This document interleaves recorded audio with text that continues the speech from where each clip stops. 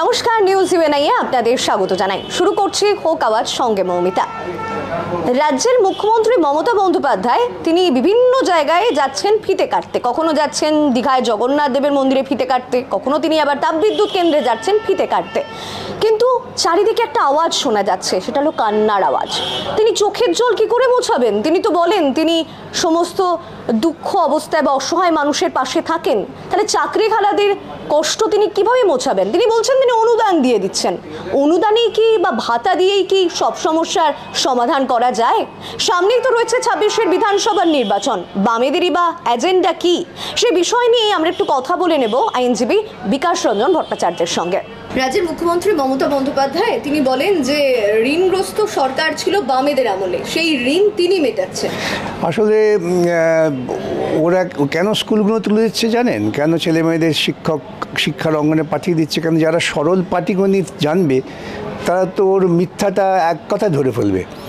স্বাধীনতার উত্তরকালে 2011 পর্যন্ত ঋণ ছিল 1,79,000 কোটি টাকা, আর মমতা ক্ষমতা আবার ঋণ হয়ে গেছে 6,000 কোটি টাকা, 6,000 লক্ষ কোটি টাকা আর কি। তো অঙ্কে কী বলে, পাটিগণিত কী বলে? তাহলে যদি আমি 6,000 কোটি টাকায় ঋণ করবো, আমি তো একবারে 1,79,000 কোটি মিটিয়ে দিতাম। এটা তো নতুন কিছু না, খুব স্বাভাবিক ব্যাপার। আমি বলতে পারি, ব্যক্তিগত কথা আবার এসে যায়, আমি যখন পুরসভার দায়িত্ব পেলাম, এসে দেখলাম যে পুরসভা কিছু ঋণ রেখে গেছেন। আমি বললাম আগে ঋণটা শোধ করুন, 2 বছর আমরা কষ্ট করব, কিন্তু ঋণটা তো চলে গেল। ঋণের জন্য আমাকে তো সুদ দিতে হবে। ওই ঋণ শোধ করার জন্য তো আমাকে ঋণ করতে হয়নি।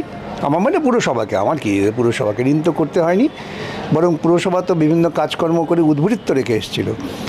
আসলে উনি ঋণ করছেন কেন? ঋণ করছেন, এদেশে তো রেভিনিউ যে আসবে, রাজস্ব আসার তো কোনো জায়গা নেই। একমাত্র মদ বিক্রিটাকে উনি রাজস্ব আসার জায়গা করেছেন। কলকারখানা নেই, বন্ধ হয়ে যাচ্ছে। কৃষকদের তারা ধান বিক্রি করে, ফসল বিক্রি করে দাম পাচ্ছেন না, বাজার সংকুচিত হচ্ছে। এর সময়ে তিনি ঋণ করে তার নিজের ছবি ছাপিয়ে বিজ্ঞাপন করছেন, আর ওই কিছু কিছু ভাতা দিয়ে মানুষকে বোকা বানাবার চেষ্টা করছেন। এছাড়া আর কিছু নয়। পূর্বকালীন ঋণের জন্য আরও ঋণ করতে হচ্ছে, এটা মূর্খের কথা। এবং এই মূর্খের কথাটা তো যারা সামান্য পাটিগণিত জানে তারা বুঝে যাবে। তাই তিনি বলছেন ছেলে মেয়েদের লেখাপড়া শেখার দরকার নেই। কি মনে করেন যে সামনে তো আবার প্রাথমিকে 32,000-এর শুনানি, সেগুলোও কি চাকরি যাবে? শুনানির পর দেখা যাবে। যে সমস্ত দুর্নীতি করেছেন, যে সমস্ত দুর্নীতির তথ্য আমাদের কাছে আছে, আমরা আদালতে পেশ করব, তারপর আদালত বিচার করবেন যে যাবে কি যাবে না। সেটা তো বিচার ব্যবস্থার বিচারকদের দায়িত্ব, ওটা তো আমাদের দায়িত্ব না। মমতা বন্দ্যোপাধ্যায় বলেন যে বামেরা চাকরি খায়, তিনি নাকি দেন। হ্যাঁ ঠিক, তিনি চাকরি দেওয়ার নাম করে হাজার হাজার কোটি টাকা তুলেছেন। গরিব মানুষ সে চাকরি দেওয়ার প্রলোভন দেখিয়ে তার জমি জমা যা ছিল বিক্রি করেছে, টাকা দিয়েছে। এখন যে বেচারা গরিব, যার জমি জমা নেই কিন্তু মেধা আছে, সে চাকরি পায়নি। আজকে 26,000-এর কথাটা সামনে আসছে, 22 লক্ষের কথাটা সামনে আসছে না কেন? 22 লক্ষ তো পরীক্ষা দিয়েছিলেন, তাদের মধ্যে তো অন্ততপক্ষে 20,000-ও হতে পারতেন যারা অনেক বেশি যোগ্য। তাদের বঞ্চিত করে টাকা নিয়ে, ধরুন আমরা 3জন চাকুরি প্রার্থী, মেধা বিচার হলো না, আমার থেকে টাকা নিয়ে আমায় দিয়ে দিল, কিন্তু বেচারা টাকা জোগাড় করতে পারেনি, হয়তো মেধা আমার থেকে ভালো, সেটা কিন্তু সামনে আসছে না। আর প্রশ্নটা কিন্তু যোগ্য অযোগ্য নয়, আমি বলি সবাই যোগ্য। যারা পরীক্ষা দিয়েছেন তারা সকলেই যোগ্য। প্রশ্নটা হচ্ছে, আমি দুর্নীতি করে সরাসরি যাদের থেকে টাকা নিয়ে নিয়োগপত্র দিয়েছি, আর এই নিয়োগপত্র দিয়ে যে দুর্নীতি করেছি, সেই দুর্নীতির জন্যে কিছু কিছু সত্যি মেধাজীবী যারা ছিলেন তারা শিকার হয়ে পড়েছেন। তিনি চুরি করতে গেছেন, সঙ্গে কাউকে বুঝিয়ে নিয়ে গেছেন, বামাল ধরা পড়েছেন যখন, তখন সেই বামাল ধরা পড়ে তাকে কাটতে হচ্ছে। যে বেচারা সঙ্গে গিয়েছিল বুঝতে পারেনি, তাকেও লোকে বলছে তুমিও চোরের দলের।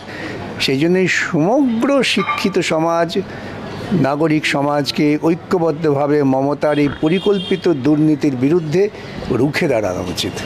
সামনে 26-এর বিধানসভা নির্বাচন, বামেদের কি প্ল্যান? আমি দেখুন, এই আমাকে অনেকেই জিজ্ঞাসা করেন, আমি বিধানসভা নির্বাচন দিয়ে দুর্নীতি একবারে চলে যাবে, দুর্নীতি থাকবে, তা না।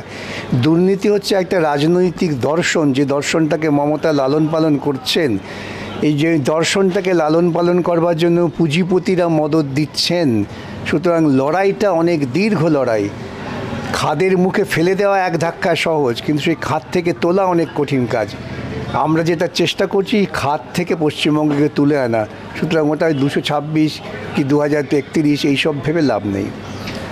সর্বশেষ কেন্দ্রে মোদি, রাজ্যে মমতা, এই যে সমীকরণটা কতদিন চলবে বলে মনে করেন, বা এটা কতটা একদম ইকুয়াল সমীকরণ? এই সমীকরণ ততদিন চলবে যতদিন না মানুষ নিজের অধিকার সম্পর্কে সচেতন হবে। এই অধিকার সম্পর্কে যাতে মানুষ সচেতন না হন, তাই জন্যেই রাম মন্দির হয়, জগন্নাথ মন্দির হয়, তার জন্যেই মুসলমান হিন্দু দাঙ্গা করানো হয়, পরিকল্পিত দাঙ্গা। তার জন্যই পুলওয়ামার যে ঘটনা, তার সত্য আজ পর্যন্ত সামনে আসে না, এবং পাহেলগাঁয়ের ঘটনাও সত্য আসবে কিনা সামনে, এই নিয়ে শঙ্কা মনে থেকে যায়। মতে মানুষ যতক্ষণ না নিজের বিশ্লেষণ করার ক্ষমতাকে প্রয়োগ করবেন, যতক্ষণ না মানুষ এই পোষিত যে বিভিন্ন চ্যানেল তাদের প্রচারে বিভ্রান্তি হওয়ার ঝোঁক কমাবেন, ততক্ষণ এই সমাজকে আমরা মুক্ত করতে পারবো না। জন্ম থেকে মৃত্যু পর্যন্ত রাজ্যের মুখ্যমন্ত্রী মমতা বন্দ্যোপাধ্যায় স্ত্রী করে দিয়েছেন, এমনটাই জানালেন আইনজীবী বিকাশ রঞ্জন ভট্টাচার্য। কিন্তু এই স্ত্রীতে কি আদপেই কোনো মানুষের সংসার, ধর্ম, জনজীবন কি চলে? এই প্রশ্নটা সকলের, এই প্রশ্নটা আবারও থাকছে। আর হোক আওয়াজ সঙ্গে মৌমিতায় এই প্রশ্ন চলবে। এখন এই পর্যন্তই। আপনারা বরাবর যেমন নজর রাখেন নিউজ ইউএনআই, তেমনই নজর রাখুন। নমস্কার। आप देख रहे हैं न्यूज UNI।